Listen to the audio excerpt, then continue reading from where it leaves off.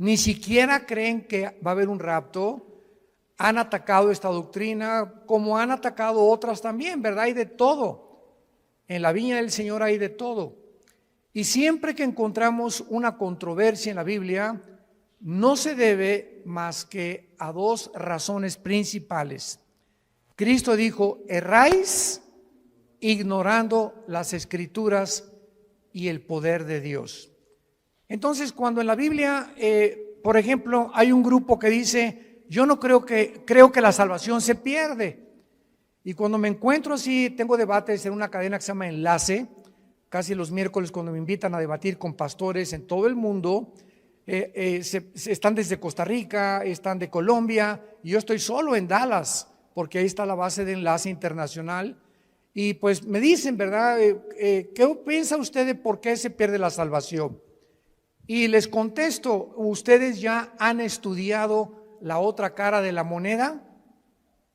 ¿Cuál es? Que en la salvación no se pierde, porque los que creen que se pierde la salvación tienen solamente 5 pasajes en todo el Nuevo Testamento que parece, leyéndolos, parece que se pierde la salvación, contra más de 175 pasajes que nos enseñan que es imposible perder la salvación.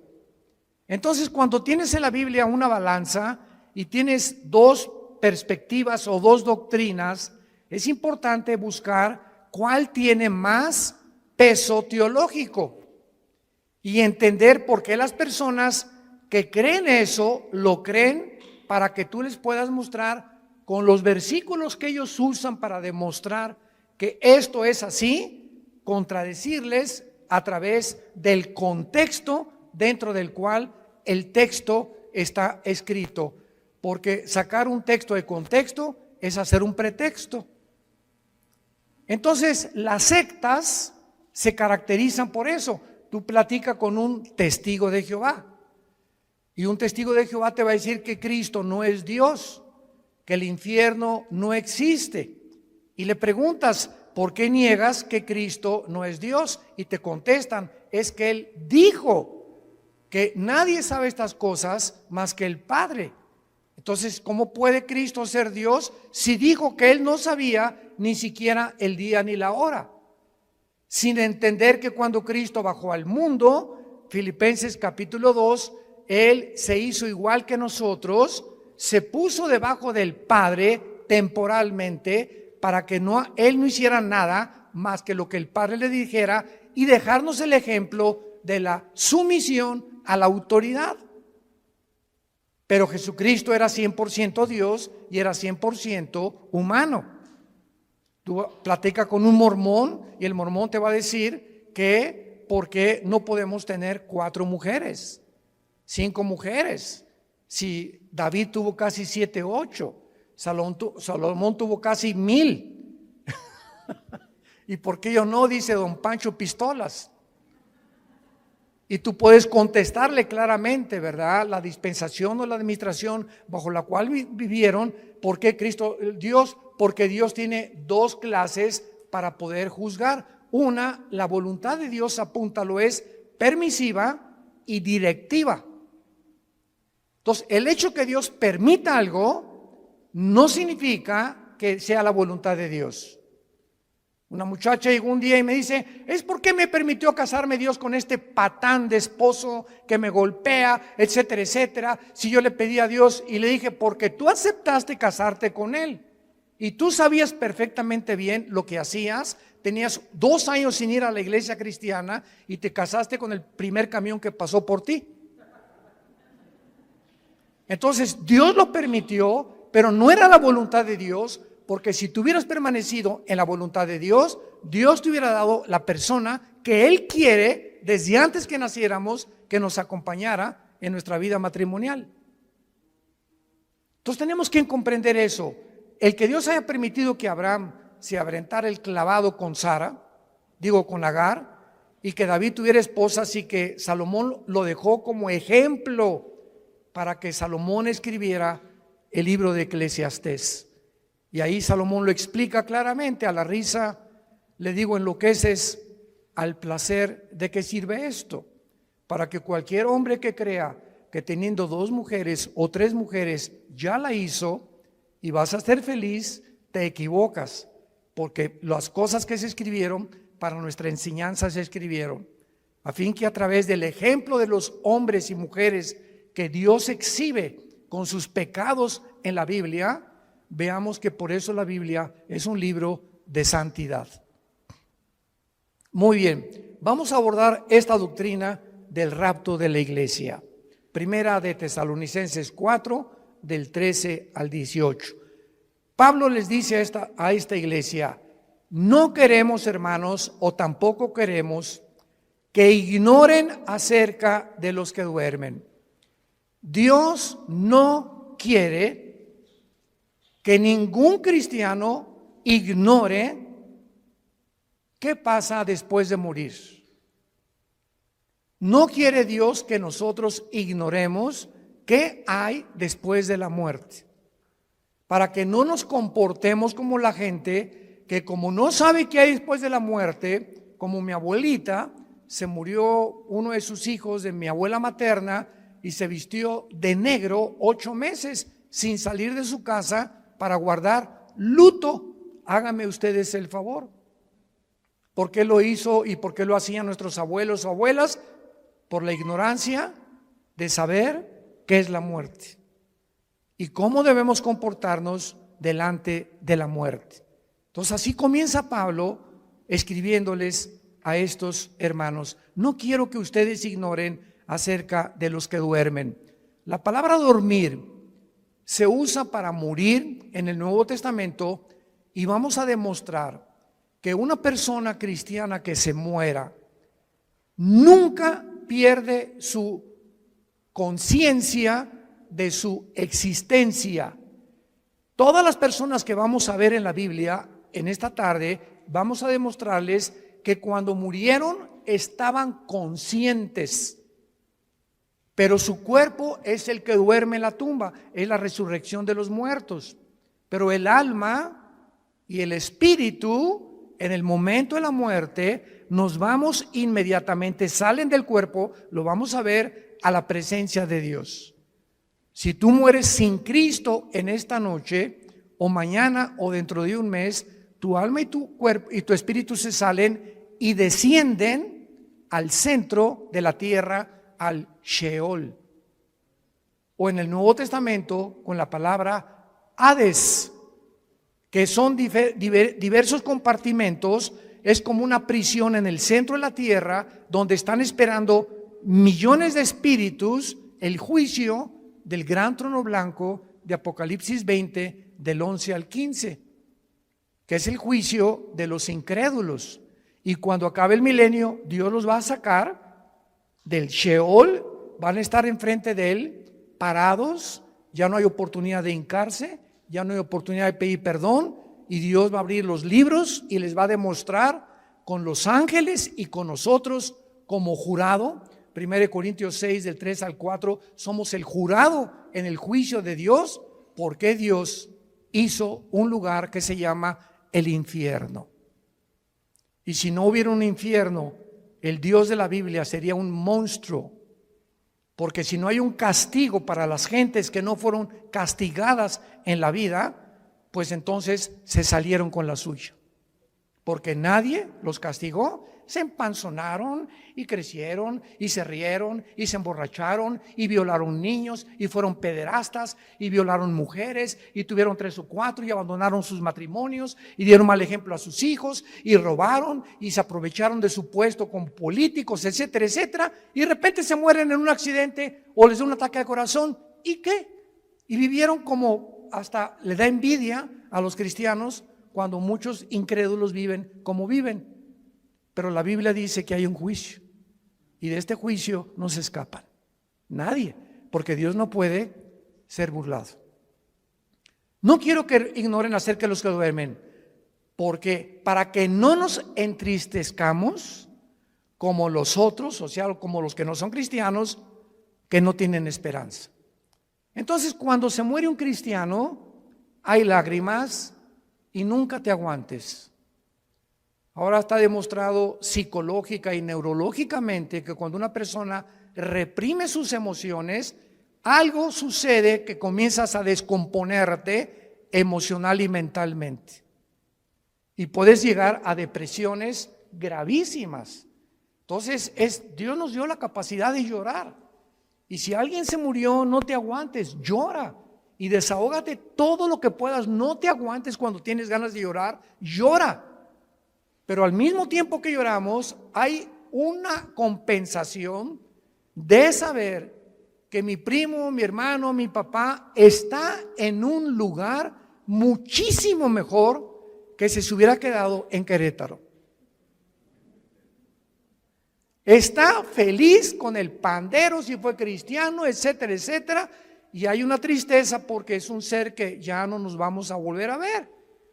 Como dijo el hermano Luis Palau, hace unos meses que acaba de morir de cáncer, grabó un video que me atravesó el corazón.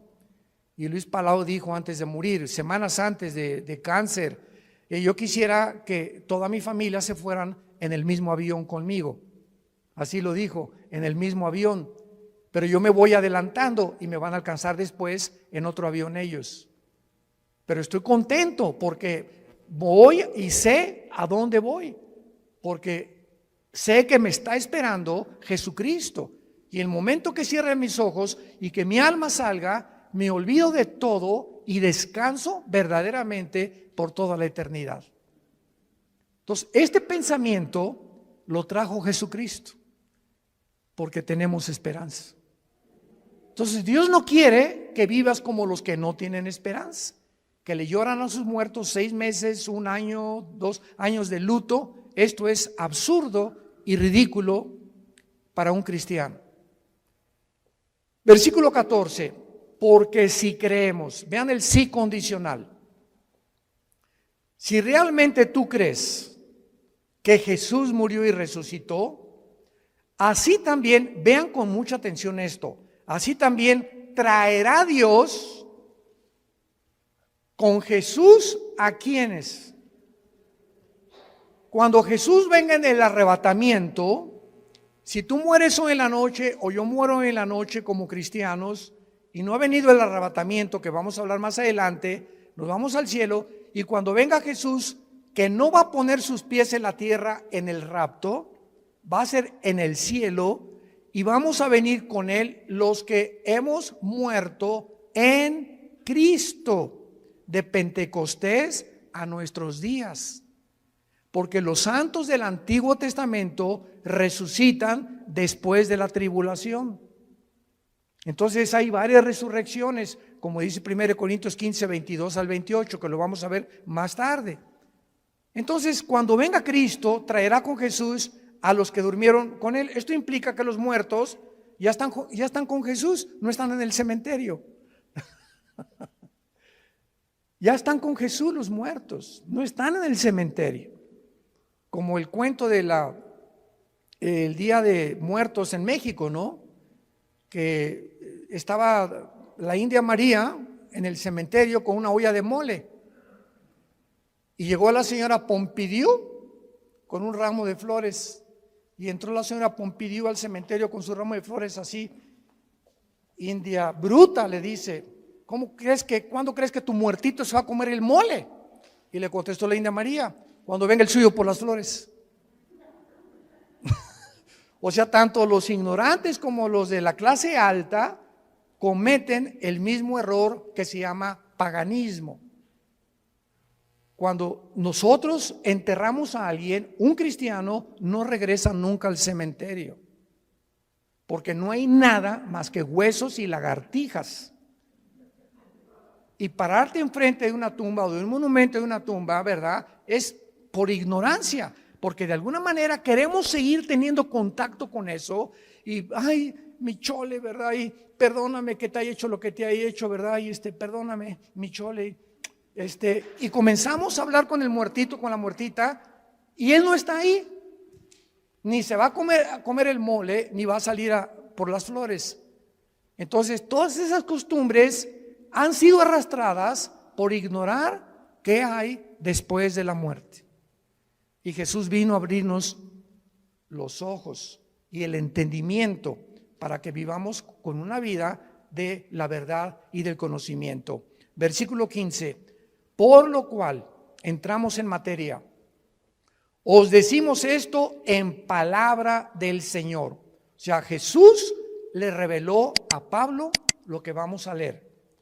Que nosotros que vivimos, que habremos quedado hasta la venida del Señor, no precederemos a los que durmieron, porque el Señor mismo, con voz de mando, con voz de arcángel y con trompeta de Dios, descenderá del cielo, y los muertos en Cristo resucitarán primero. Luego nosotros los que vivimos, los que hayamos quedado, seremos, apunta la palabra en tu Biblia, arpazo, tal como suena con Z, arpazo, como el arpazo de un tigre o el de un león que hace esto para arrebatar la carne. Y esta palabra se tradujo arrebatados y significa ser sacado o quitado del medio súbitamente. Por eso se llama rapto, viene del latín raptarus. Entonces, usar arrebatamiento o el rapto de la iglesia son palabras sinónimas, pero se tradujo arrebatados. Y es la palabra arpazo, que se traduce ser quitado, es cuando alguien rapta a alguien, viene y lo quitan y lo suben a un coche, ¿verdad? Súbitamente de repente y te inmovilizan y te desaparecen. Por eso se llama que seremos raptados. De repente, millones de personas en el mundo van a encontrar la ropa tirada en el suelo. Todos los bebés van a desaparecer del planeta Tierra y los niños menores de edad y los niños menores de edad, hijos de los cristianos. Aviones van a chocar porque los pilotos chocaron, porque desaparecieron los pilotos. Los congestionamientos de tráfico en las carreteras van a ser espantosos por tantos choferes que desaparecieron de sus trailers, de sus carros y tuvieron que chocar. Va a haber un congestionamiento impresionante en los medios de comunicación, tratando todos de poder investigar qué sucedió, qué pasó, quién se llevó a millones de personas del planeta Tierra. ¿Qué creen ustedes que el mundo va a contestar? Se los llevaron los ovnis. Y no es coincidencia que desde 1948, cuando Israel regresa a su tierra, desde el 48 hasta nuestra época, y más en los últimos meses, se ha promulgado y ha aumentado la comunicación y la investigación sobre el fenómeno de los ovnis. Las Naciones Unidas ya tienen un departamento dirigido por una hindú, una mujer de la India, encargada de investigar el fenómeno ovni. Al expresidente Trump le dijeron los senadores que por favor explicara el problema de Roswell, que en Nuevo México parece que cayó un ovni en Estados Unidos y que había un habitante dentro de él que lo sacó la CIA y el Pentágono en Estados Unidos y descubrieron que pues era completamente falso. Entonces, ¿por qué están apareciendo tantos platillos voladores en el cielo? Yo quiero darles ahorita la respuesta. Una vez me preguntaron, ¿por qué ustedes los cristianos no creen en los ovnis? Y yo les contesté, ¿quién dice que no creemos? Claro que hay muchos videos falsificados y relatos de personas que fueron raptadas por ovnis o que también hicieron experimentos genéticos con ellos, pero hay hechos que son reales. Y yo estuve traduciendo, ¿te acuerdas, Alan? De Jim Arwin. Jim Arwin fue el piloto de la nave Apolo 15, que fue el primer vehículo que caminó en la luna. Y Jim Arwin vino a México y me llamaron a mí, ya hablaba yo inglés en aquel tiempo, para que fuera su traductor. Fuimos como 6 o 7 universidades, ¿te acuerdas? Y Jim Arwin estuvo platicándonos con nosotros que él vio, porque allá cuando regresaba de la luna, él se convirtió a Cristo. Y en la escuela donde iba Alan tenía a un hijo que ellos adoptaron. ¿Te acuerdas? Era un taiwanés o de Filipinas, que era en la misma escuela donde iba Alan y nuestra hija Kim, que ya murió de cáncer. Pero Jim Arwin me dijo: mira, Armando, yo vi una cosa que pasó enfrente de la nave cuando íbamos entrando ya a la atmósfera, que era una velocidad Mach 3, o sea, imposible que ninguna nación haya fabricado tal artefacto que pueda trascender la velocidad del sonido. Y le dije: ¿qué era? Dice: nada más vi algo como plateado que pasó enfrente de mí. Entonces hay astronautas y hay pilotos de integridad que dicen que se han enfrentado con este fenómeno de los ovnis. ¿Y cuál es la respuesta? La respuesta es que es real, nada más que los cristianos no les llamamos ovnis, les llamamos ovis, objetos voladores identificados, porque no negamos que existen, pero sabemos quién está detrás de ese fenómeno. Son materializaciones de la energía satánica. Satanás está preparando el mundo para que cuando venga el arrebatamiento de la iglesia, sepa el mundo que fuimos sacados del mundo por extraterrestres. Ahorita, en el estado de Colorado, en Estados Unidos, el más grande observatorio de los ovnis, ¿quién creen ustedes que lo financia? El Vaticano. ¿Y saben cómo se llama el observatorio? Lucifer. Lucifer. El más grande observatorio que está tratando de encontrar, porque dijo el Papa Francisco que si llegaban los ovnis, él los iba a evangelizar. Bueno, no nos vamos a perder con eso, ¿verdad? Pero vamos a explicar esto claramente. Dice el versículo 5 que cuando Jesucristo venga en el rapto, va a haber una generación de cristianos vivos. Dios quiera que seamos nosotros. Muy bien. Y dice el versículo 16 que cuando Él venga, viene con voz de mando que solamente lo vamos a oír nosotros. Viene con el arcángel Miguel, que es el comandante en jefe de la nación de Israel. Y también dice la Biblia que vendrá con una trompeta. Y esta trompeta no es la última trompeta del capítulo 14 de Apocalipsis, porque las trompetas del Apocalipsis son de juicio. Y la trompeta que se va a usar aquí es para llamarnos a nosotros. Vamos a oír como un shofar. Porque en el libro de los Números, en el Antiguo Testamento, cuando acampaban, usaban 2 trompetas. Entonces en el desierto eran 2 millones de personas. ¿Y cómo podía Moisés decirles: mándeles un Twitter a los que se encuentran como a 1 kilómetro acampados, porque necesito tener una reunión mañana en Zoom con ellos? Entonces agarraban una trompeta y tenía un sonido continuo, y cuando la gente lo oía, se acercaban alrededor del campamento y de la tienda de Moisés y de Josué para saber que él tenía instrucciones. Y había otro toque de trompeta que era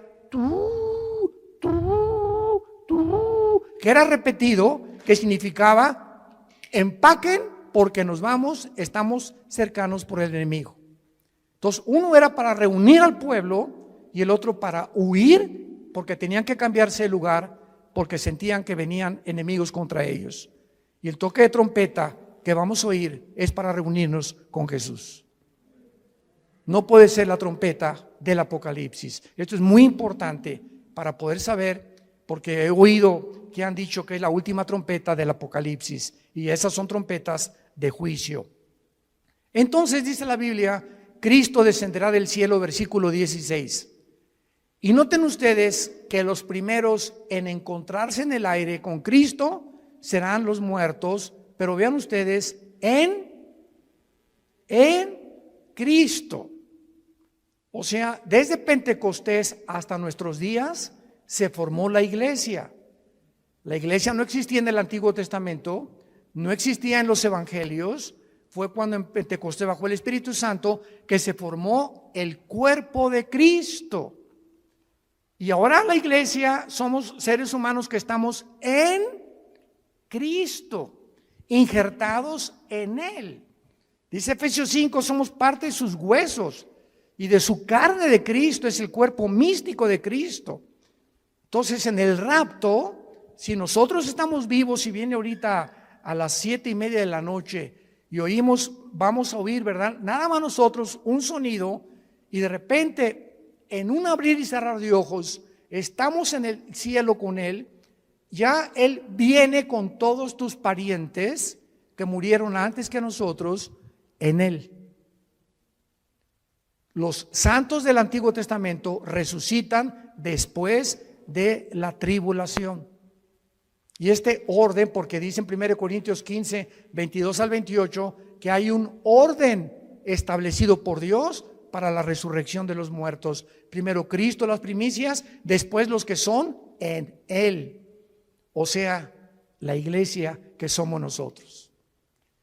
Y dice la Biblia, luego nosotros los que vivimos, los que quedemos, seremos arrebatados juntamente con ellos en el aire. El rapto es en el aire, Jesús no baja. La segunda venida baja y planta sus pies en el monte de los olivos. Zacarías capítulo 14 del 12 en adelante. Cristo pone sus pies en el monte de los olivos donde fue crucificado. Y dice Zacarías 14, se va a hacer un valle de sur a norte y de oriente a occidente. Se va a hacer una cruz en el suelo. Va a ser como una hendidura que se va a hundir la tierra formando una cruz cuando Cristo venga y viene con nosotros, Apocalipsis 19, a establecer su reino. Son dos eventos completamente diferentes. Veamos el otro pasaje en 1 Corintios capítulo 15, versículos 51 al 53. Pablo comienza diciendo, les digo un misterio. El rapto de la iglesia, síganme con mucho cuidado, era desconocido por los judíos. Ningún profeta del Antiguo Testamento habló del rapto de la iglesia, que habría un grupo de personas que no íbamos a morir. Era desconocido bajo el Antiguo Testamento. En los evangelios no se encuentra, en Mateo, Marcos, Lucas y Juan, no se encuentra el rapto. Más que cuando Jesús dice en Juan 14, voy a preparar una morada para ustedes y vendré y os tomaré a mí mismo. De una forma indirecta, la palabra os tomaré a mí mismo, que es en el griego paralambano, apúntalo, paralambano significa ser sacado y unido a Cristo. Y al apóstol Pablo, no a Juan, no a Pedro, no a Santiago, no a Mateo, no a Lucas, a nadie el Espíritu Santo le reveló este misterio. Entonces estaba escondido, era un secreto que Dios tenía guardado para nosotros los que pertenecemos a la iglesia. Y se lo revela al apóstol Pablo. Les voy a decir un misterio, dice Pablo. ¿Cuál es este misterio? Que no todos vamos a morir, pero todos vamos a ser transformados. Cuando venga el arrebatamiento estamos vivos en milésimas en un parpadeo de ojos. Mi cuerpo, tu cuerpo es transformado a la semejanza del cuerpo con el cual Cristo resucitó. Porque si me preguntan, ¿cómo va a ser nuestro cuerpo? ¿Me voy a parecer a John Travolta? ¿Me parecería a Madonna cuando resucite? Y tenemos curiosidad de cómo va a ser nuestro cuerpo, ¿verdad? Lo vamos a ver ahorita con mucho detalle, porque la Biblia nos dice cómo va a ser nuestro cuerpo. Entonces, este misterio es que habría una generación de cristianos que no vamos a saber lo que es morir. No vamos a atravesar el túnel que atraviesan, como decía David le llamó el camino de todos los hombres. Pablo le dice abandonar este cuerpo. Entonces, este misterio fue revelado al apóstol Pablo y dice el versículo 52 explicándonos cómo va a suceder. En un momento, en un abrir y cerrar de ojos, a la final trompeta, porque se tocará la trompeta y los muertos serán resucitados incorruptible y nosotros transformados, porque es necesario que esto corruptible se vista de incorrupción y esto mortal se vista de inmortalidad. Muy bien, ahora vamos a demostrar a continuación claramente en la Biblia que lo que enseñan los testigos de Jehová y los mormones es una grande equivocación, que los muertos están dormidos y que no hay conciencia después de la muerte hasta la resurrección. Vayamos primero a Génesis capítulo 35 en el Antiguo Testamento. Esto es maravilloso. La Biblia es preciosa. No hay nada perverso en ella.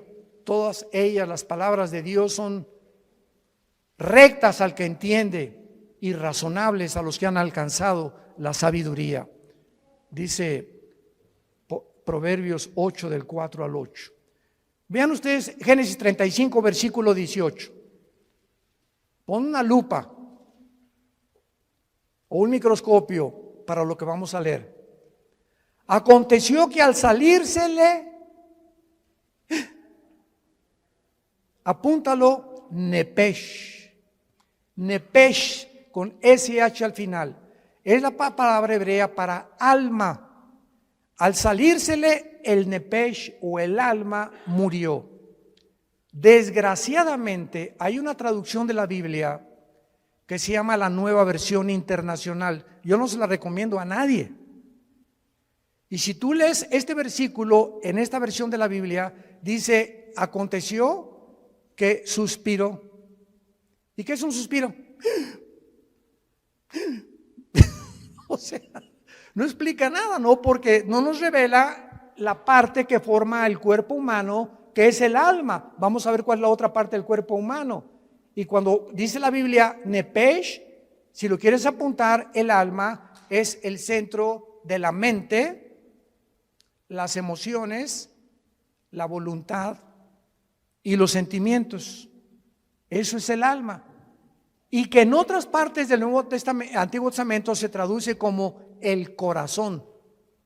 Del corazón salen las malas palabras, del corazón sale esto, del corazón aquello, perverso y engañoso el corazón, Jeremías 17:9, y cuando dice perverso y engañoso el corazón, perverso y engañosos son nuestros sentimientos, perversos y engañosos son nuestras emociones, perverso y engañoso es nuestra voluntad y nuestro intelecto.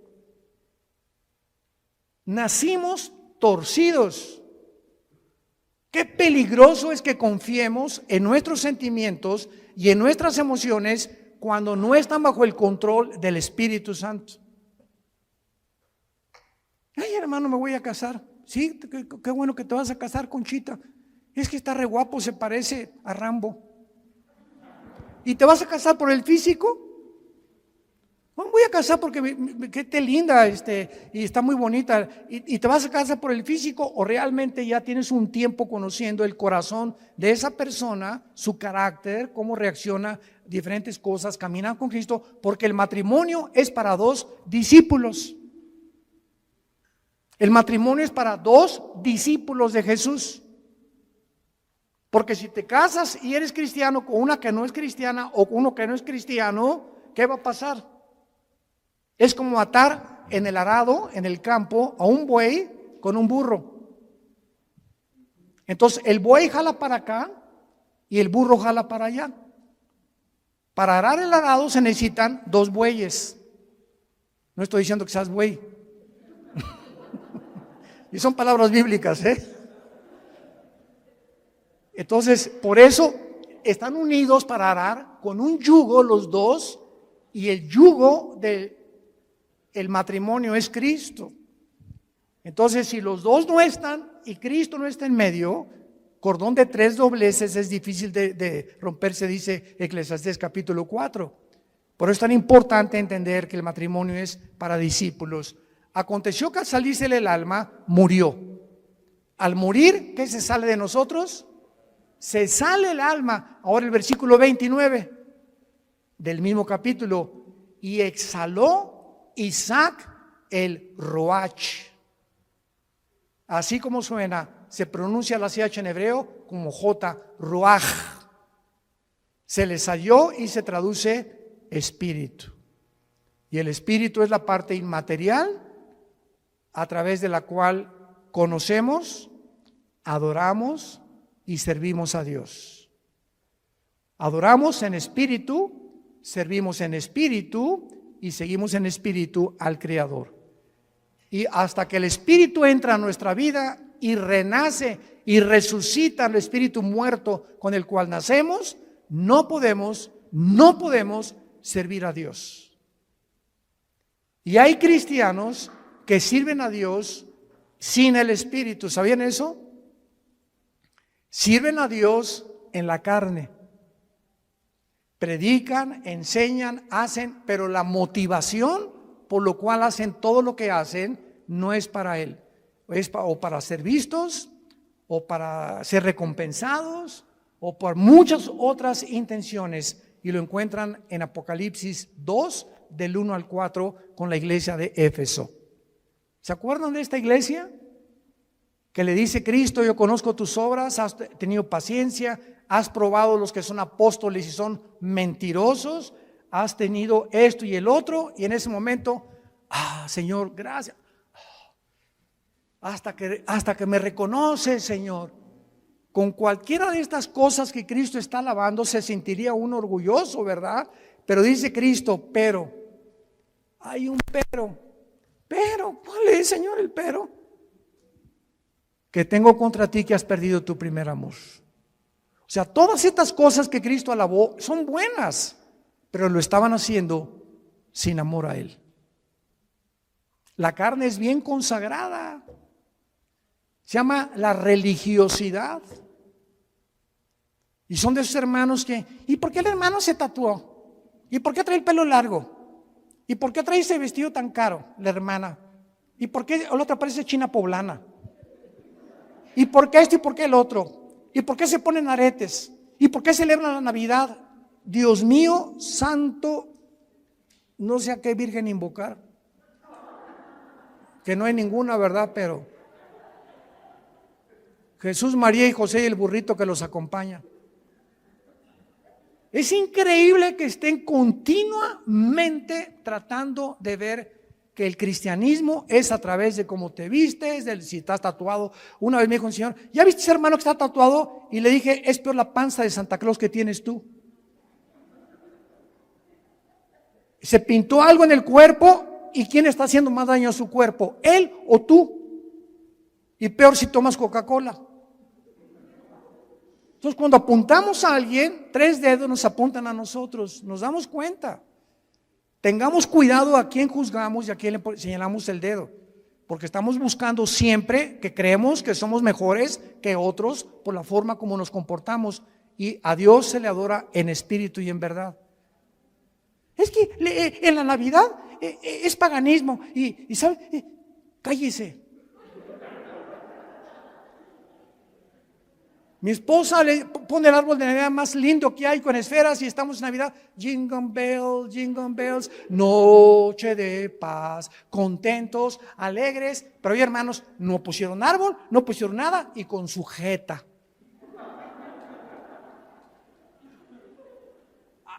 Imagínense en el cielo, Dios al arcángel Miguel: búscame a los que pusieron arbolito y les pones una tacha. ¿Se imaginan ustedes que así Dios calificara la vida espiritual de nosotros? Los que pusieron y los que no pusieron, los que toman vino y los que no toman vino, los que están tatuados y los que no están tatuados. Dios ve el corazón. El gozo y la paz en el espíritu que tengamos y la comunión con Él, eso es lo que Dios busca en nosotros. Ahora veamos en Filipenses capítulo 3, ya que hemos visto que al morir se sale el espíritu y el alma, no estamos dormidos. ¿Cómo será nuestro cuerpo cuando nosotros resucitemos?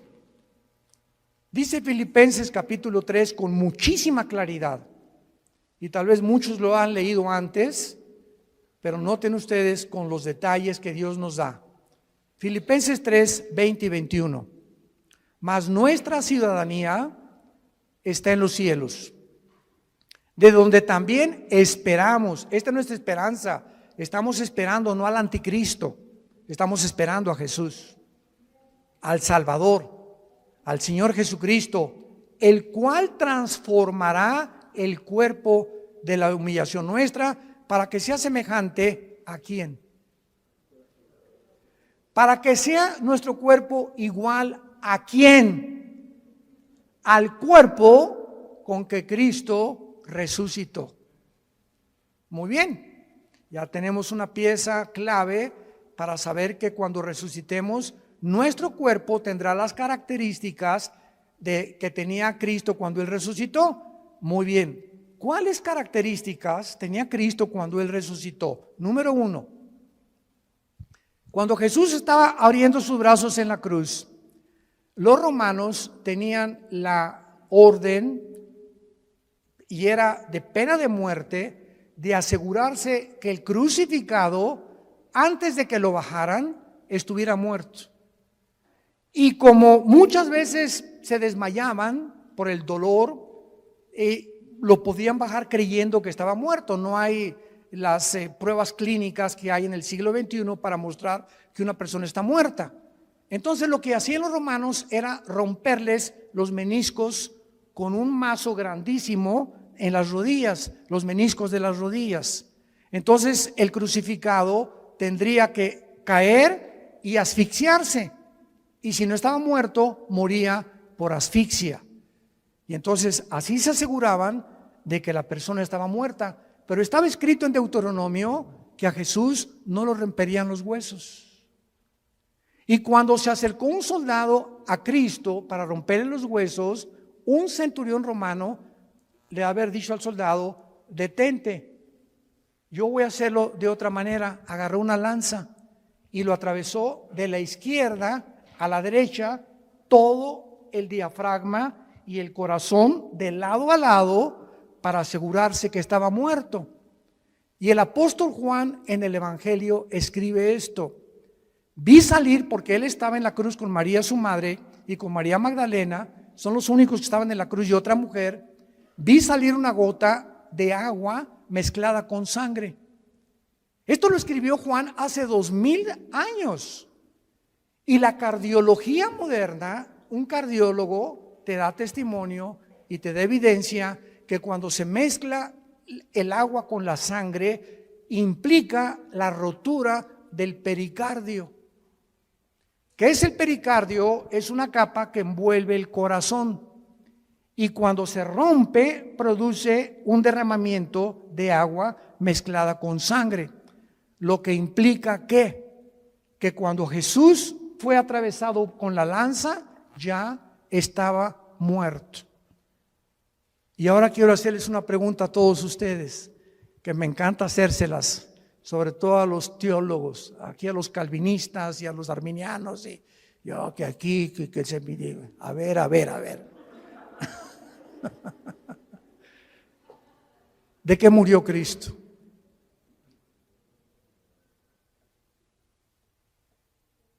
Nadie, ¿verdad? ¿De qué murió? No murió de asfixia.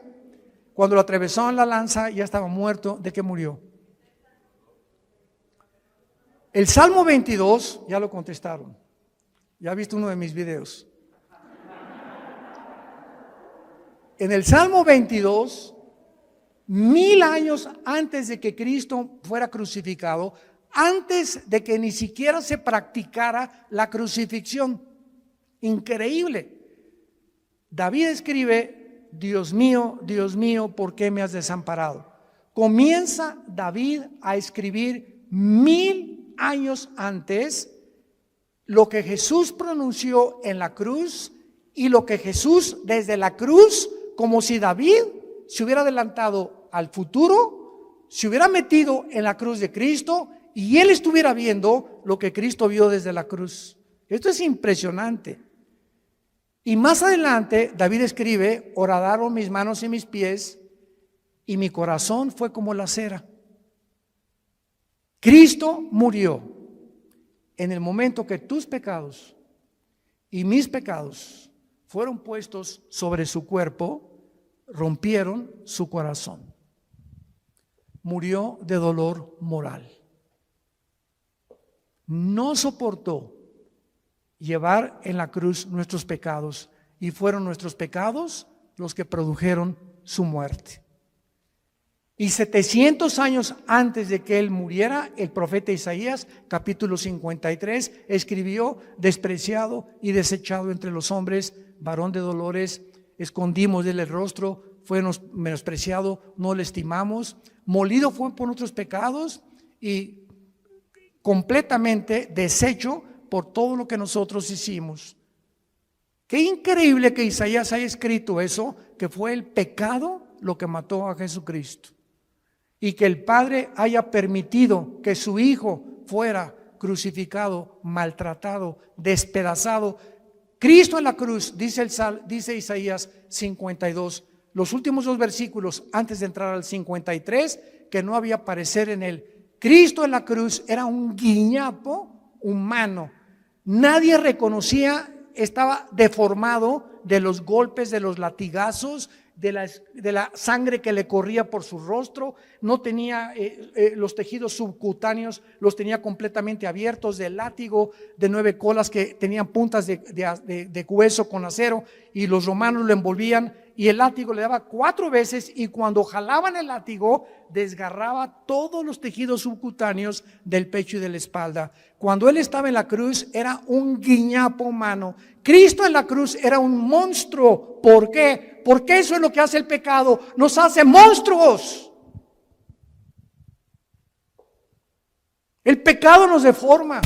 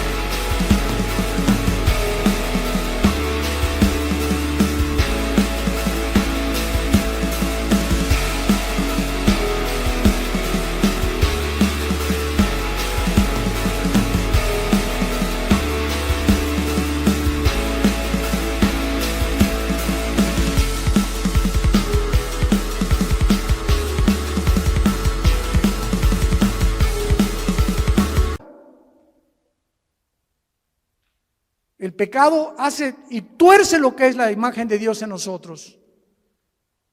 Y el cristiano tiene que proyectar la santidad.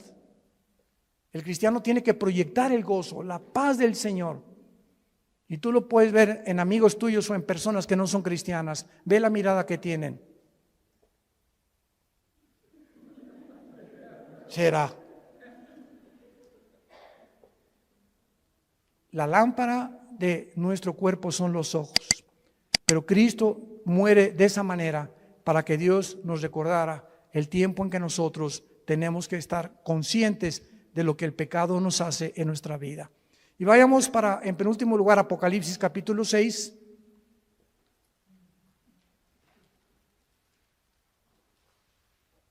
Molido por nuestros pecados. Qué tremendo. En Apocalipsis 6 vemos otra evidencia de que cuando morimos no estamos dormidos.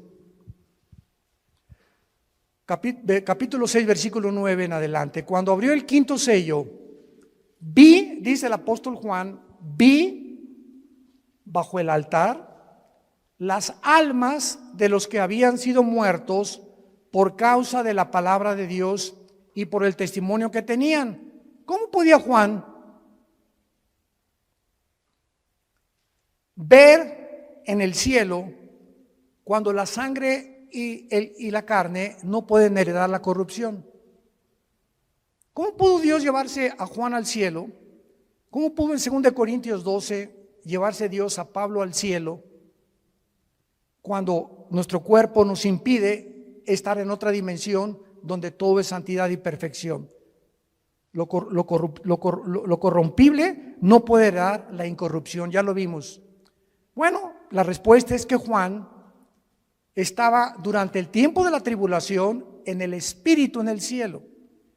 Y esto nos muestra que aparte de los ojos físicos que tenemos, porque cuando alguien está muerto, vienen los gusanos y nos comen el cerebro, ¿verdad? Nos comen los ojos en la tumba, nos comen las orejas y queda el puro esqueleto ahí tirado en el cementerio. Sin embargo, en la otra vida tenemos ojos, tenemos oídos y tenemos otro cuerpo. Y los ojos que vamos a tener en la otra vida, ya los tenemos en esta vida y se llaman los ojos espirituales, que estamos entrenando para ver la Biblia. Si tú vienes a la Biblia con tus ojos carnales, sin antes orar ni limpiar tu vida, Dios no va a permitir que veas nada de revelación, ni el Espíritu Santo te va a descubrir las cosas profundas que se encuentran en la Biblia, porque los puros de corazón verán a Dios, nada más. No podemos acercarnos a Dios con un corazón sucio y con una mente inmunda. Entonces, qué increíble, ¿verdad? Que la Biblia pueda mencionar que podamos mantener la existencia y la conciencia de la existencia.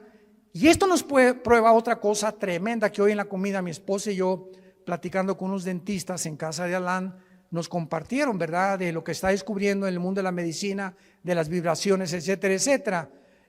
Tú sabes que nosotros cuando soñamos, ¿no es la mente la que produce los sueños? ¿Tú sabes que los pensamientos no se forman en el cerebro? Los pensamientos y los sueños están en el área de la dimensión espiritual. Y una cosa es el cerebro y otra cosa son los pensamientos. Porque cuando tú mueras, tu cerebro se queda con los gusanos, alimento de los gusanos, y en la otra vida vas a recordar quién eres. Pero ¿cómo si tu cerebro ya no lo tienes? Ya se lo comieron los gusanos. Esto nos demuestra claramente que la conciencia no está en el cerebro, los pensamientos no están en el cerebro. El cerebro no es un órgano como el hígado que produce la bilis y los intestinos, los jugos gástricos, etcétera, etcétera. Pero el cerebro es solamente un órgano, pero no forma parte de la vida espiritual. Y cuando la Biblia dice renovaos en vuestra mente, no dice en el griego en el cerebro, dice en vuestra mente, y la mente es el alma. ¿Están aprendiendo algo? Juan está en el cielo y ve las almas de los muertos. No estaban dormidos. Y Juan, versículo 10, los oye que los muertos tenían cuerdas vocales en la otra vida. Las que tenemos aquí, los gusanos se las comieron.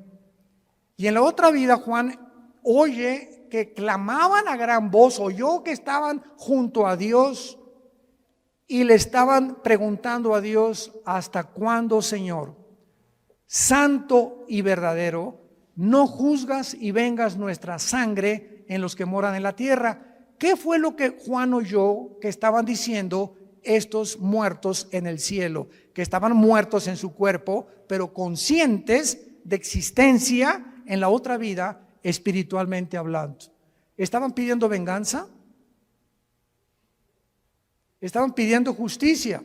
Ahora, fíjense qué importante es esto. En el cielo, los que están ahorita en el cielo están conscientes de muchas cosas que pasan en la tierra, como nos los demuestra este versículo, porque más adelante se les dice que se esperen hasta que mueran los demás que el anticristo va a matar. Y estos muertos que están en el cielo están conscientes que la justicia no se ha hecho y están gritando a Dios: ¿hasta cuándo? Y es el grito de nosotros en el siglo XXI: Señor, ¿cuándo vas a acabar con tanta violencia, con tantos pederastas, con tantos políticos corruptos, con tanto robo, con tanto asalto, con tanta violación, con tantos violadores de niños. Señor, ¿cuándo va a acabar todo esto? Con tanta enfermedad, con tanto cáncer, con tantos virus. Estamos aquí en la tierra gritándole a Dios, ¿hasta cuándo? Y Dios quiere que nosotros oremos y le digamos a Dios esta oración. Por eso Dios nos las dejó, porque cuando oye Dios el clamor de nosotros, escúchenme esto con mucho cuidado, cuando Dios oye el clamor de nosotros, Dios puede adelantar la venida de Jesús. Y para terminar, lo voy a demostrar en Apocalipsis 8. Cuando abrió el séptimo sello, se hizo silencio en el cielo como por media hora. Esto es impresionante. Y vi a los 7 ángeles que estaban en pie ante Dios y se les dieron 7 trompetas. Otro ángel vino y se paró ante el altar. Allá en el cielo hay un templo con altar, con lugar santo, con lugar santísimo y con atrio. Cuando Dios hizo el tabernáculo, lo hizo conforme a los planos que Dios le dio de algo que ya existía y que todavía está en el cielo. Y en todo Apocalipsis encontramos, vi el altar, se abrió el cielo y vi salir del altar de Dios los ángeles. Hay un templo en el cielo, literal, y bajará con la nueva Jerusalén. Capítulo 21 y 22, muy bien. Vi entonces otro ángel, se paró frente al altar. ¿Con qué? ¿Se acuerdan ustedes lo que representa el incienso? ¿Qué representa? Las oraciones, ¿verdad? Vi al ángel con un incensario de oro y se le dio mucho incienso, o sea, le dieron muchas oraciones más, porque cada vez que oramos sube al cielo. Cuando tú te hincas o sentado o nos reunimos 4 o 5 a orar o 10, no nos imaginamos el poder que se une espiritualmente y sube al cielo con mucho más fuerza cuando 2 o 3 se ponen de acuerdo en lo que están pidiendo. ¿Se acuerdan de Jesús? Cuando 2 o 3 se pongan de acuerdo en lo mismo, les será concedido, porque es mucho más fuerte cuando me pongo en oración con mi esposa o a la hora de la comida, oramos por esto, por aquello, y estamos 2 o 3 de acuerdo, y esto sube como un cohete hasta el altar de Dios. Se le dio mucho incienso para añadirlo a las oraciones de todos los santos sobre el altar de oro que estaba en el trono. O sea, hay un altar y un incensario en el cielo y las oraciones siguen subiendo, pongan atención, y Dios las está como si fueran incienso, metiéndolas, guardándolas, tus lágrimas, mis lágrimas, las oraciones. Dios está almacenando las oraciones. Vean ustedes lo que sucede. Versículo 4, y de la mano del ángel subió a la presencia de Dios el humo del incienso con las oraciones de los santos. Estas oraciones, simbolizando el incienso, suben a la presencia del Creador de los cielos y de la tierra. Y entonces el versículo 5 dice algo sorprendente. Entonces el ángel tomó el incensario, o sea, nuestras oraciones, lo llenó de fuego del altar y lo arrojó a la tierra. Y en el momento que nuestras oraciones son contestadas, porque es lo que significa, las oraciones ya llenaron el incensario y el ángel las vuelca sobre la tierra, hubo truenos, voces y relámpagos y un terremoto. Esto nos habla que nuestras oraciones precipitarán los juicios de Dios sobre el mundo.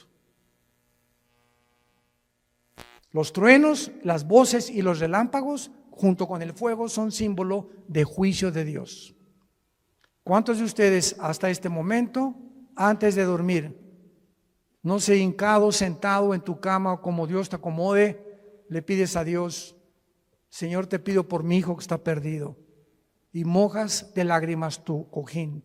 Te pido por mi esposa, mi esposo que está perdido, por mis cuñados, te pido por el gobernador, por el gobierno de México, Y todo aquello que pedimos nosotros a Dios diario sube al cielo, y mientras más oramos y más tiempo le dedicamos a la oración, Dios va a acelerar la venida de su Hijo Jesucristo. Y muchas veces la negligencia y la apostasía de los cristianos, no te puedo preguntar cuántas minutos, horas diarios, pero si tú no oras diario 10, 15, 20 minutos diario, yo no sé qué clase de vida cristiana tienes. No tenéis porque no pedís. Y muchos de ustedes viven una vida sin paz, sin propósito, sin dirección, sin bendiciones de Dios, ni han visto la mano de Dios en sus vidas, en su matrimonio.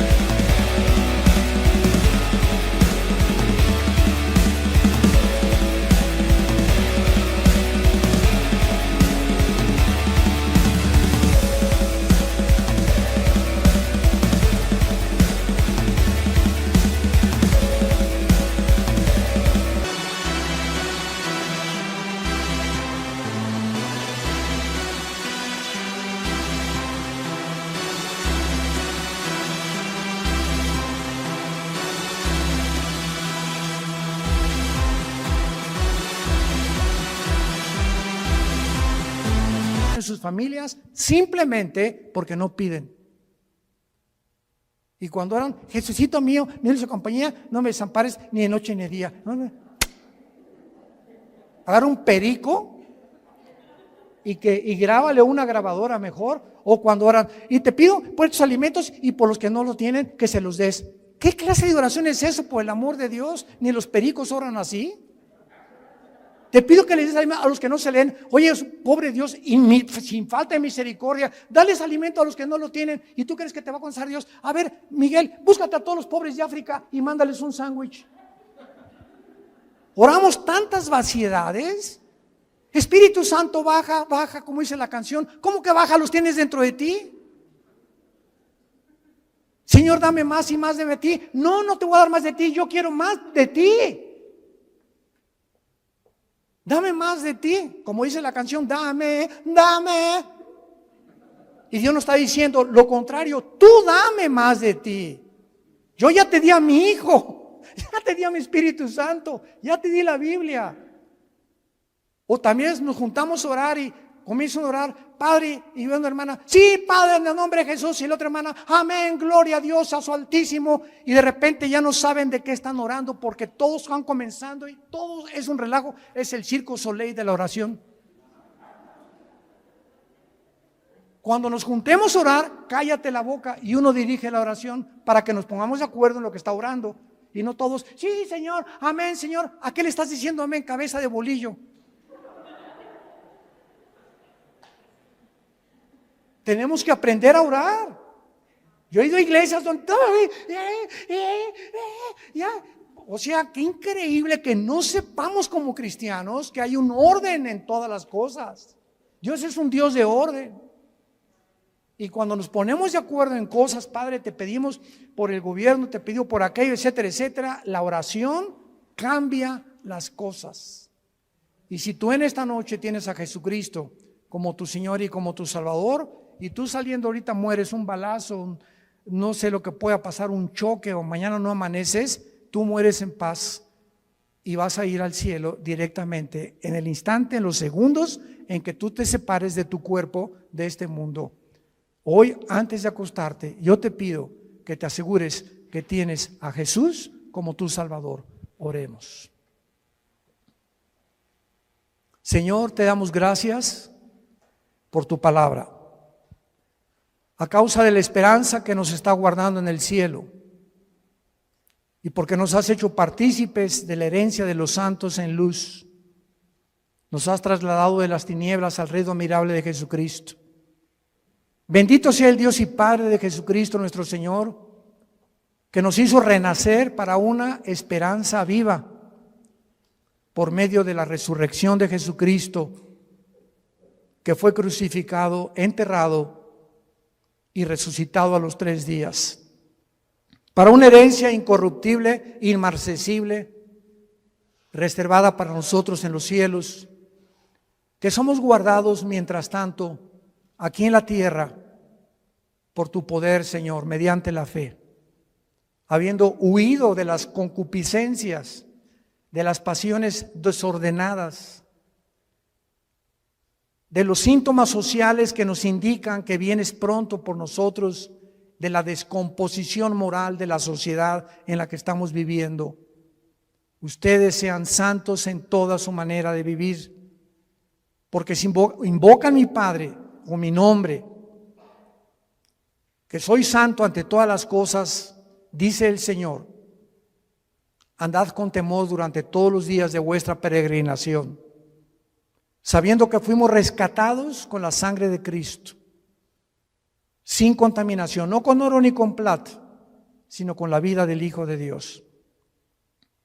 En esta noche y en esta tarde, ustedes a través de las redes sociales, yo les invito a que vengan a la cruz. No te invito a una religión, te invito a una cruz, al centro del universo, donde Dios estaba en Cristo reconciliando nuestros pecados. El que no conoció pecado por nosotros se hizo pecado, para que nosotros fuéramos hechos la justicia de Dios en Él. Y Dios muestra su amor para con nosotros en que siendo pecadores, su Hijo Jesucristo muere en nuestro lugar, para que tú comprendas que el que tiene a Cristo tiene la vida, y el que no tiene a Cristo no tiene la vida eterna. Yo te invito a que te asegures en este momento de tener a Jesús. ¿Qué puedo hacer? Me preguntarás. Dile estas palabras, que broten de lo más profundo de tu corazón. Señor mío y Dios mío, me arrepiento de mi vida. Te pido que en esa cruz donde tú pagaste con tu sangre por mis pecados, me laves en este instante de todas las maldades desde que nací hasta este momento y que me des la vida eterna. Te recibo, Jesús, porque creo que a los 3 días resucitaste de los muertos y que solamente tú puedes cambiar mi vida y darme la seguridad que cuando cierre mis ojos en el día de mi muerte, los volveré a abrir en segundos y veré tu rostro. Te abrazaré y sabré que no fue en vano haber creído y haberte servido y haberte adorado en la corta vida que me diste. En el nombre de Jesús. Amén. Gracias a Dios.